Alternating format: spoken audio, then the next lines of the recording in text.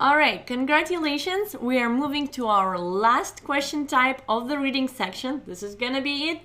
The last question type is summaries. So we already had a look at the summary questions, but let's have a look again. The summaries questions usually look like that. Sometimes they might look a little different, but very rarely. Usually this is what you will see as a summary question. You will have exactly one summary question to each of your text. So if you, for example, have just 3 texts, it's a normal reading section, you will have just 3 summary questions throughout your entire section. If you have 5 reading passages, so you have some experiments going on in your reading section, then you will have 5 summary questions throughout your section. Okay? So you will always have just one summary question to every text. And it will usually look like that. And pay attention that this question is worth at least 2 points, sometimes 4 points, sometimes 2 points, usually 2 points. So these are the questions that you want to really do well, because if you guess everything correctly, you get 2 points. Okay? So how do we do this type of question correctly? Easy. Because you remember how we were reading the text. We were reading only the specific sentences of the text. We were reading the topic sentences and we were reading the thesis statement, which was at the end of the introduction. So the summary question asks you about those sentences that you read. It asks you about the thesis statement and it asks you about the topic sentences. So here we have this sentence in bold. Radon can seep into a building where its decay products can lead to health problems. So this is typically a paraphrase of the thesis statement, okay? So they took the thesis statement, they paraphrased it, they changed some words to its synonyms, and they put it here, all right? And you need to find 3 supporting sentences. And of course, the sentences that support the thesis statement always stand as topic sentences of the paragraphs. So here, out of the 6 answer choices, you have to choose just 3 that paraphrase 3 topic sentences, okay?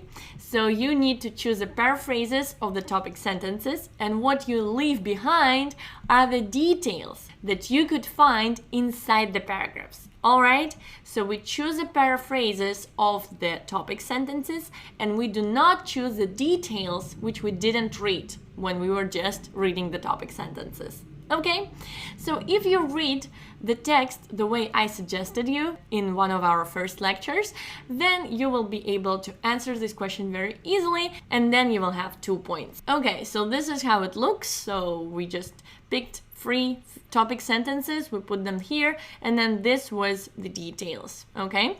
So you can pause if you want, see how they look like, but it doesn't really matter.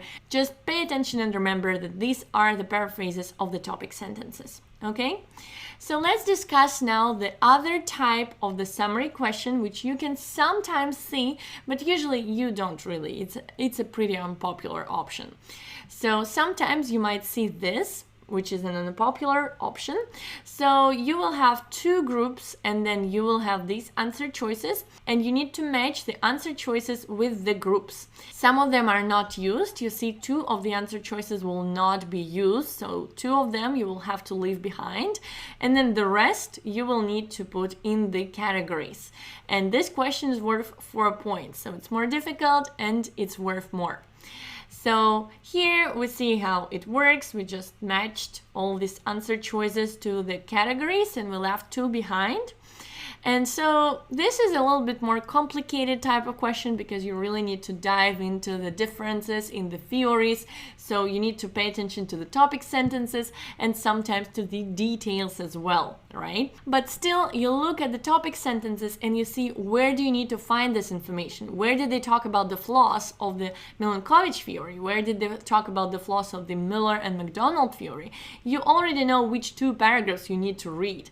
And then it becomes very easy for you to summarize those flaws. Okay, so this is how you deal with the summary questions. Usually it's gonna be this type, but still sometimes it's gonna be this type. So in order for you to master the summary questions, we included a lot of exercises for you. So go ahead, try these exercises, do them, practice them, and then after you do all the exercises, you shouldn't have any problems answering the summary questions. Just don't forget that it's gonna be the paraphrases of the topic sentences, okay? Thanks for watching.